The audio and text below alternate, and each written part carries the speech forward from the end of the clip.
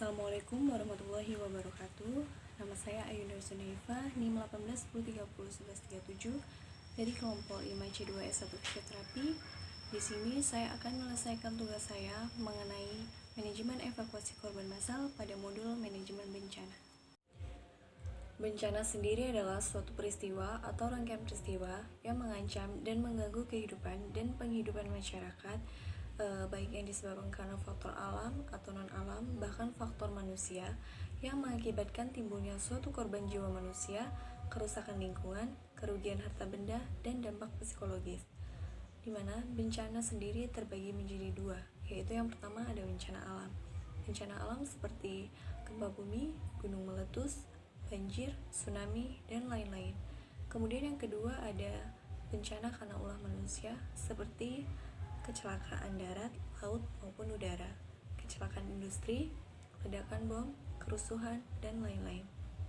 Adapun dampak dari suatu bencana terhadap kesehatan masyarakat adalah adanya korban massal, kemudian ada panik, depresi, bingung, dan neurosis, serta diskoordinasi, rusaknya sarana kesehatan, dan lumpuhnya pelayanan kesehatan rutin. Kemudian, pertolongan pertama yang dapat kita lakukan pada suatu bencana adalah menggunakan metode 3H. 3H sendiri adalah suatu sistem untuk melakukan pemilahan penderita berdasarkan kebutuhan pertolongan medis atau kondisi klinis korban, yang dimana bertujuan untuk menentukan prioritas penanganan dan evakuasi korban.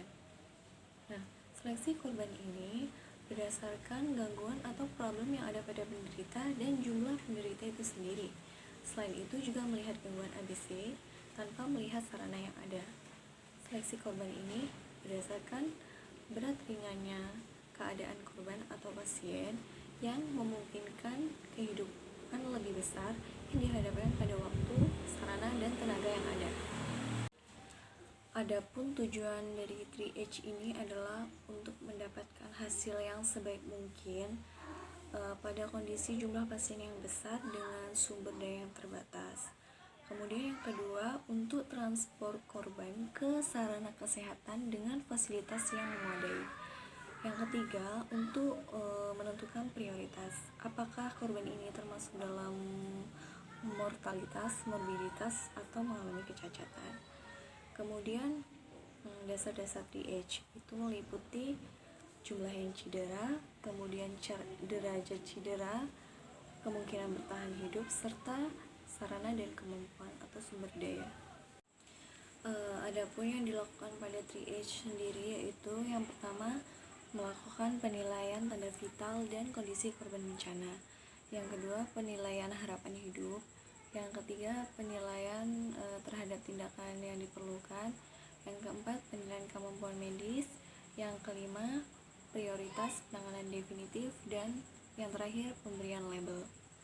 Nah, adapun metodenya yang pertama yaitu menggunakan metode START. START yaitu Simple 3H and Rapid Treatment. Lalu yang kedua ada Primary Survey yaitu ABC atau CAB. A-nya airway, B-nya breathing, C-nya circulation. Kemudian yang terakhir ada algoritma atau sistem tapping atau pengkodean. Selanjutnya klasifikasi korban. Warna merah yaitu prioritas 1, di mana biasanya mengancam jiwa atau fungsi vital. Masih punya harapan hidup jika mendapatkan penanganan yang segera atau resusitasi.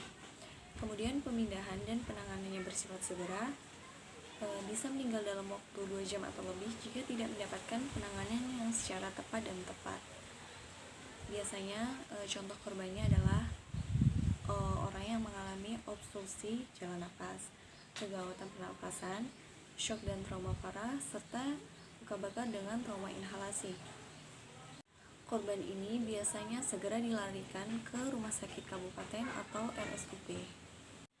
Kemudian yang kedua, warna kuning atau prioritas 2, potensial mengancam jiwa atau fungsi vital jika tidak segera ditangani. Biasanya evakuasi ke fasilitas kesehatan sebelum 6 jam. Nah, penanganan dan pemindahannya bersifat jangan terlambat. Biasanya korban mengalami trauma abdomen, trauma dada tanpa afiksia, kemudian trauma kepala tertutup, trauma mata, dan luka dengan derajat sedang. Biasanya korban ini segera dibawa ke rumah sakit kecil.